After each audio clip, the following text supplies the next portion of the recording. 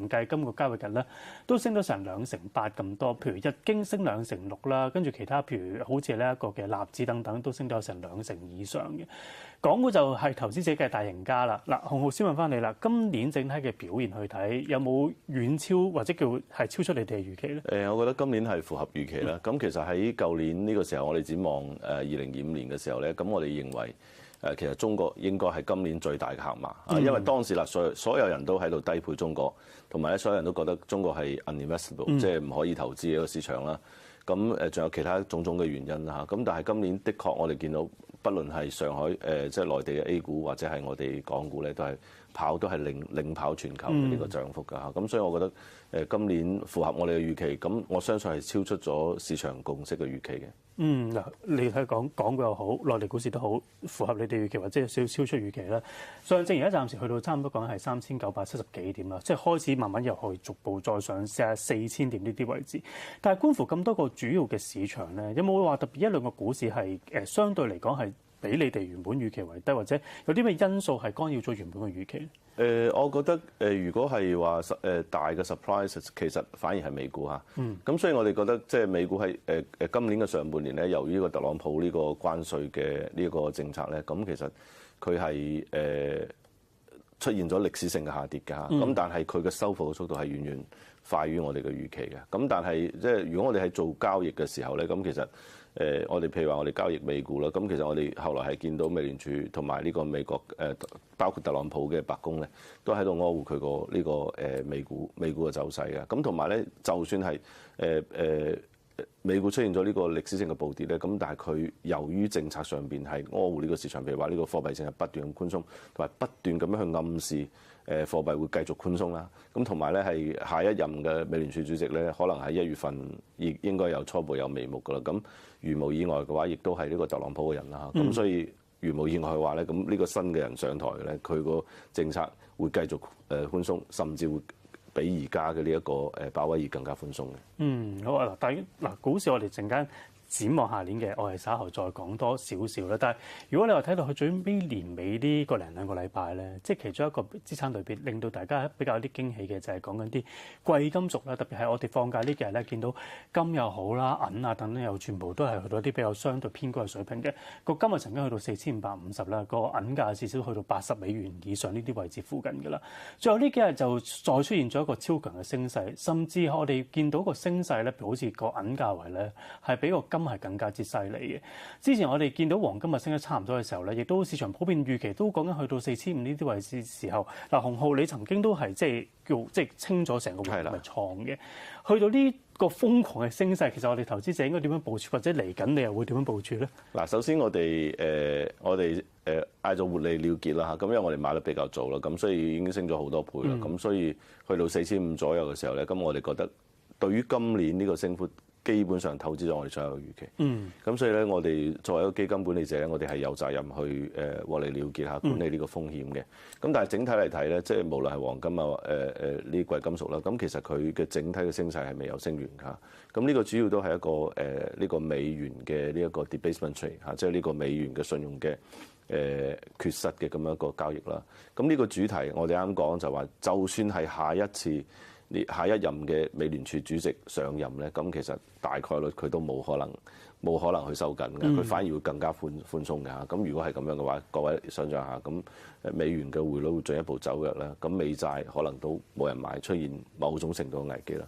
咁呢個時候咧，唯有係貴金屬啊、金銀呢啲嘢咧係比較好。咁但係咧，因為最近呢2個星期升到瘋狂晒，我哋而家見到譬如話白銀而家見到嘅呢一個盤面咧，係喺80年嘅時候，我哋有一次歷史性嘅呢個史詩級嘅呢個short squeeze 啊，即係個逼空行情啦。咁當時係逼到去白銀去50美元一盎司嚇。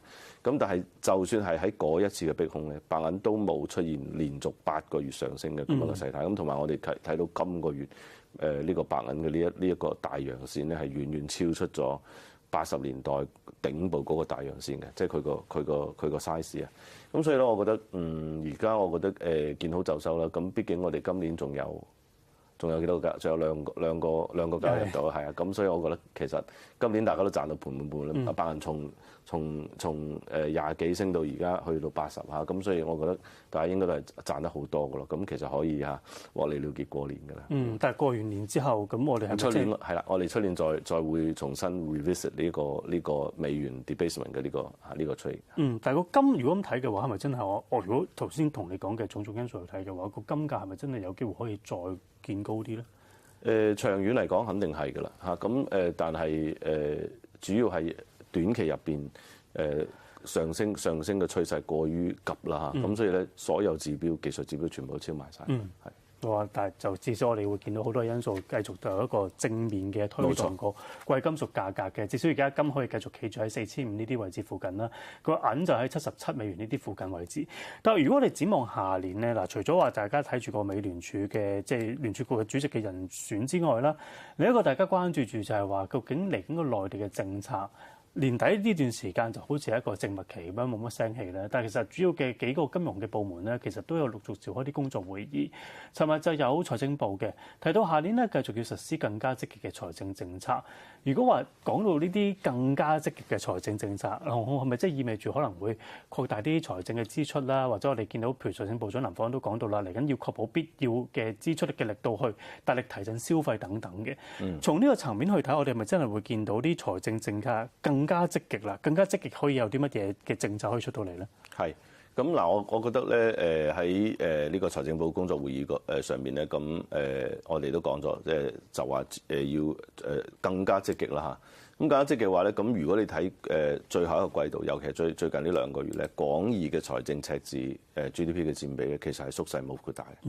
呢個係好令人 surprise 㗎，即係好驚訝㗎嚇。咁同時我哋見到嚇喺呢個所謂嘅財政相對邊際收縮嘅情況下咧，我哋見到工業利潤啦，同埋其他呢個宏觀經濟指標咧，都係喺度軟化緊嚇，咁冇持續7、8、9月份咁樣嘅升勢嘅。咁所以咧，我覺得政策係需要發力啦。咁無論係提高消費又好啦，或者係做基建又好，或者係其他方面都好啦。咁其實我哋今年見到財政嘅赤字，廣義財政赤字大概係9% 左右。咁其實相對於所謂嘅咩 discipline 啊、安全咁嘅財政嘅呢一個赤字嘅 target 咧，一般大家都話係3%。咁其實呢個3%係冇乜根據嚇，尤其係對照我哋而家面臨嘅宏觀經濟嘅挑戰啦。咁其實我哋覺得呢一個財政就係應該 double 嚇，應該去到20%，rather than 僅維持喺呢個10% 咁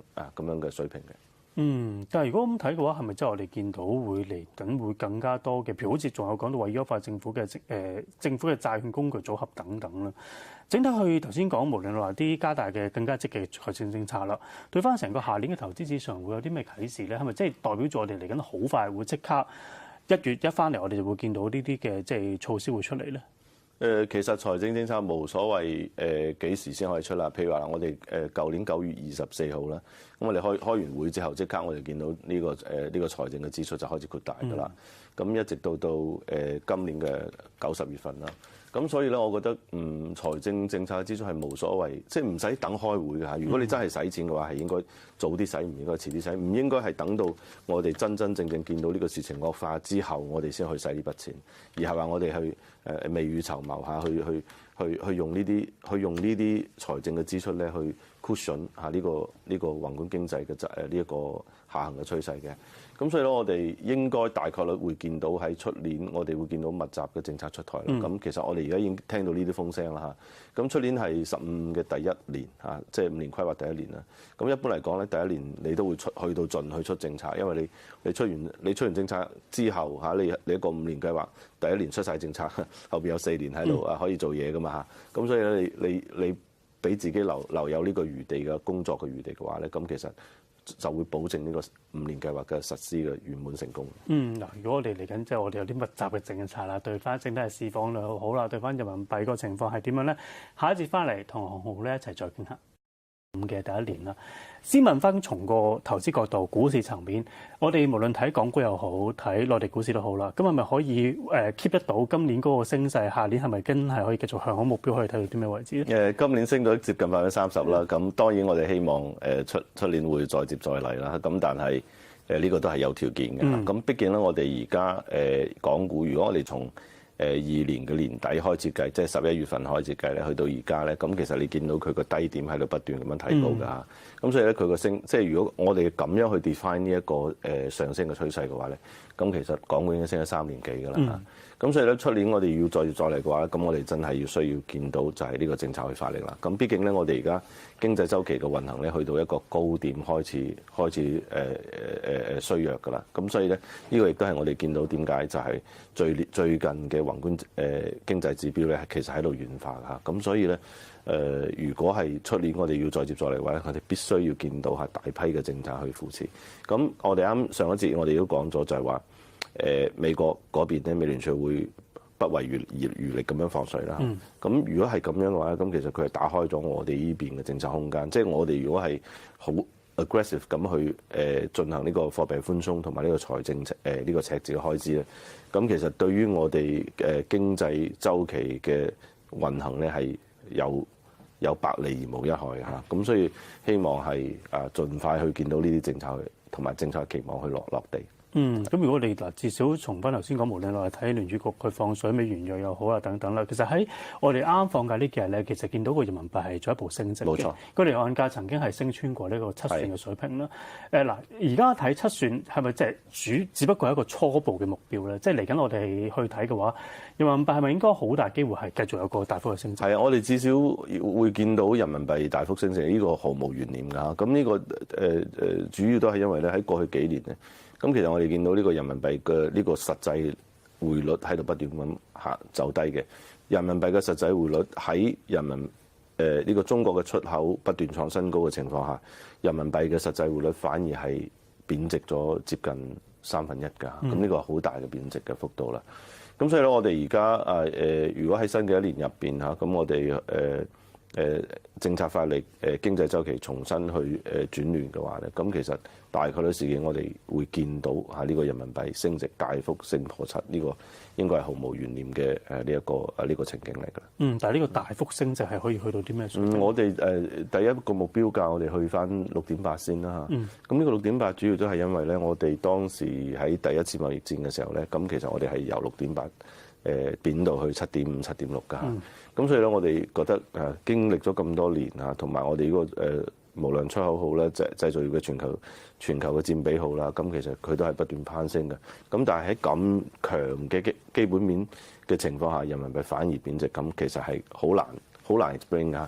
咁唯一一個解釋就係話，其實我哋係通過壓低呢個人民幣嘅匯率去獲取呢個競爭優勢，呢個係有可能嘅嚇。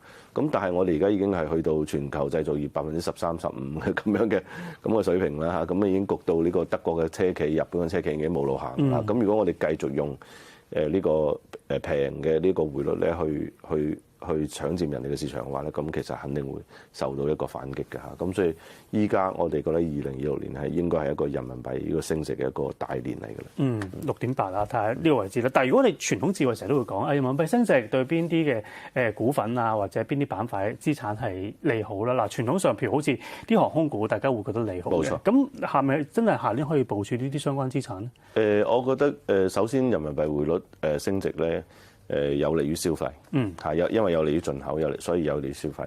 咁所以咧，我覺得呢一個大嘅方向咧，亦都係符合我哋呢個15計劃，即係將呢個消費轉型結構轉型嘅咁一個偉大目標啦。咁所以咧，我覺得消費應該係受益啦。呢個免稅店應該受益啦。旅遊股應該受益啦。內需股亦都應該受益嘅。所以我哋啲消費啊、內需呢啲係可以受惠於呢一個嘅人民幣個升值嘅因素啦。下年我哋睇翻個投資主題去睇嘅話啦，今年我哋會見譬如好似 AI 啊、新股熱潮等等啦。淨係就問翻個 AI 嘅層面，我哋啲芯片嘅層面咧，嗱喺臨近年尾，我哋見到內地都有兩隻呢一個嘅 AI 股份、芯片嘅股份上市爆升嘅，咁所以之後就跌翻落嚟啦，回翻少少。下年去睇呢個國產嘅主題，對翻好似我哋睇翻美股7雄又好，或者係美股嘅芯片主題去睇嘅話，兩邊係咪都應該係適宜作多一個適當嘅投資分配，定係其實可以側重喺一邊？我覺得長期嚟睇，我哋中國芯片肯定要行自己嘅獨立嘅呢個路線啦。咁同埋咧，其實我哋今年亦都見到啦，呢個無論芯片行業或者係我哋 AI 行業同埋機械人行業、生物製藥行業咧，其實佢都係出現明顯嘅突破嚇，咁所以佢有一個模式嘅轉換。咁所以我哋覺得呢一個古仔，即係呢一個科技轉型呢個古仔，其實係一個長期嘅 story 嚟㗎。咁同埋咧喺15計劃入邊咧，其實我哋都見到就係我哋要建立一個完整嘅工業體系。同埋我哋要繼續大力投入科技嚇，去振興呢一個經濟等等嚇，用科技驅動去振興經濟。咁所以咧，呢啲都種種都説明，就係話科技消費啊，同埋呢個高端製造咧，其實佢係一個即係多年嘅古仔嚟嘅，佢可能1年2年都講唔晒。嗱，但係從呢個情況去睇，我哋應該真係揀芯片啦、機械人啦，定係其實我哋會有其他更加嘅適合嘅一啲嘅資產配置？